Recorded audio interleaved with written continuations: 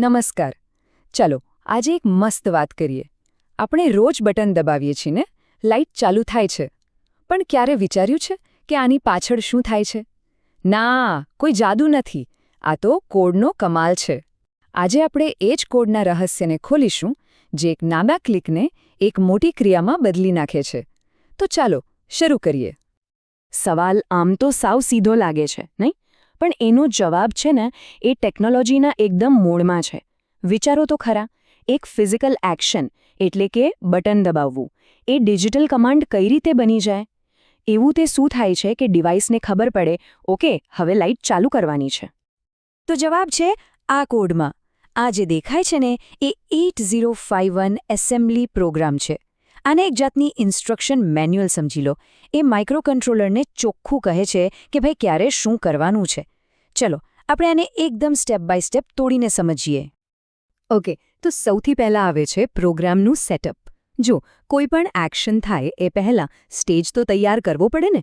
બસ પ્રોગ્રામનો આ પહેલો ભાગ એ જ કામ કરે છે. એ માઇક્રોકન્ટ્રોલરને તૈયાર કરે છે, એને કહે છે કે સિગ્નલ ક્યાંથી સાંભળવાનો છે અને ઓર્ડર ક્યાં મોકલવાનો છે.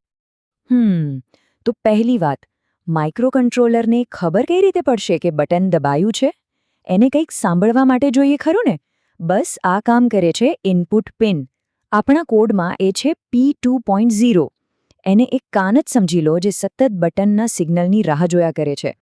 સારું, તો સાંભળવા માટે કાન તો થઈ ગયા, પણ હવે બોલવા માટે મોઢું પણ જોઈએ ને. માઇક્રોકન્ટ્રોલરને એલઈડીને કહેવું તો પડશે ને કે ચાલુ થા કે બંધ થા. આ કામ કરે છે આપણી આઉટપુટ પિન એટલે કે P2.1. આ એનું મોઢું છે જેમાંથી ઓર્ડર બહાર નીકળે છે. અને આ રહ્યું એ સેટઅપનું કોડ. જુઓ, ખાલી 3 લાઇન. પહેલી લાઇન કહે છે કે પ્રોગ્રામ ક્યાંથી શરૂ થશે. બીજી લાઇન સેટ બી P2.0. એ માઇક્રોકન્ટ્રોલરના કાનને તૈયાર કરે છે, એટલે કે ઇનપુટ માટે રેડી કરે છે. અને ત્રીજી લાઇન CLR P2.1. એ ખાતરી કરે છે કે શરૂઆતમાં આપણી એલઈડી બંધ રહે. બસ આટલું જ સિમ્પલ. ચાલો, તો સેટઅપ તો થઈ ગયું. હવે પ્રોગ્રામ એના સૌથી મહત્વના કામ પર આવે છે. અને એ કામ છે રાહ જોવાનું, ધીરજપૂર્વક. કોડનો આ ભાગ એક અનંત ચક્કર જેવો છે, એક લૂપ. એનું બીજું કોઈ કામ જ નથી, બસ બટન દબાએ એની રાહ જોયા કરવાની. આ જુઓ, બસ આ એક જ લાઇન. આખી પ્રક્રિયાનો આધાર જ આ છે. એનો મતલબ એકદમ સીધો છે. શું બટન હજી દબાયું નથી? જો જવાબ હા હોય તો બસ અહીં જ પાછા આવો અને ફરીથી ચેક કરો. અને આ લૂપ એ સેકન્ડમાં હજારો વખત ચાલ્યા કરે છે. આને આમ પણ સમજી શકાય, જાણે કોડ એક રૂમમાં બેઠો છે અને સતત બારીની બહાર જોયા કરે છે. બસ એ જ રાહ જોવે છે કે ક્યારે કોઈ મહેમાન આવશે, એટલે કે ક્યારે બટન દબાશે. અને પછી ફાઇનલી કોઈક બટન દબાવે છે. જેવી એ ઘટના બને છે, આપણી લૂપ તૂટી જાય છે. પ્રોગ્રામ જે અત્યાર સુધી રાહ જોતો હતો એ હવે એક્શનમાં આવે છે. પ્રતીક્ષાનો અંત, અને હવે શરૂ થાય છે અસલી કામ. તો એક્શનમાં શું થાય છે? બસ આ 3 સ્ટેપ્સ. સ્ટેપ 1, સેટ P2.1, એટલે કે આપણી એલઈડી ચાલુ.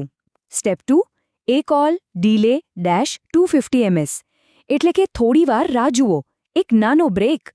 અને સ્ટેપ 3, CLR P2.1, એટલે કે એલઈડી પાછી બંધ.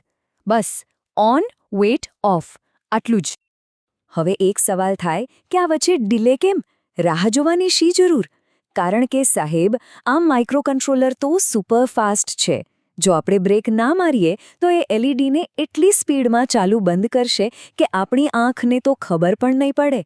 આ નાનકડો વિલંબ જ એ ઝબકારાને આપણા માટે જોવાલાયક બનાવે છે. ઓકે, તો ઝબકારો થઈ ગયો. હવે શું?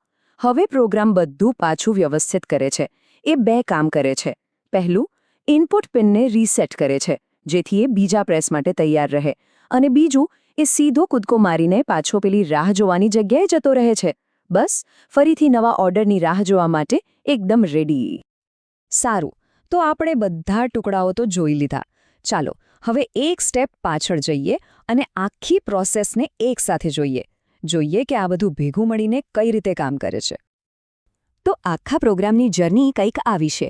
પહેલાં થાય છે સેટઅપ, જ્યાં ઇનપુટ આઉટપુટ પિન તૈયાર થાય છે. પછી આવે છે પ્રતીક્ષાનો સમય, જ્યાં પ્રોગ્રામ લૂપમાં સતત બટન ચેક કરે છે.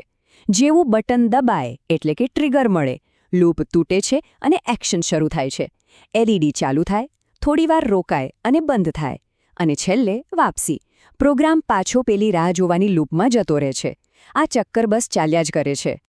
જો આખી વાતનો સાર કાઢીએ ને તો બધું 3 શબ્દોમાં સમાઈ જાય છે: પ્રતીક્ષા, ક્રિયા અને રીસેટ. Weight, act, reset. આજે સાંભળો, જવાબ આપો અને ફરીથી તૈયાર થઈ જવાવાળું ફંડા છે ને, એ જ લગભગ દરેક ઇન્ટરેક્ટિવ ઇલેક્ટ્રોનિક ડિવાઇસનો પાયો છે. પણ ખરી મજા તો એ છે કે આ તો ખાલી શરૂઆત છે. આ નાનકડો કોડ તો એક ફાઉન્ડેશન જેવો છે. આ જ લોજિક વાપરીને આપણે કેટલું બધું કરી શકીએ, જેમ કે બટન કેટલી વાર દબાયું એ ગણી શકીએ, અથવા તો એવું પણ કરી શકીએ કે એકવાર દબાવવાથી એલઈડી ચાલુ રહે અને બીજી વાર દબાવવાથી બંધ થાય. શક્યતાઓ અનંત છે.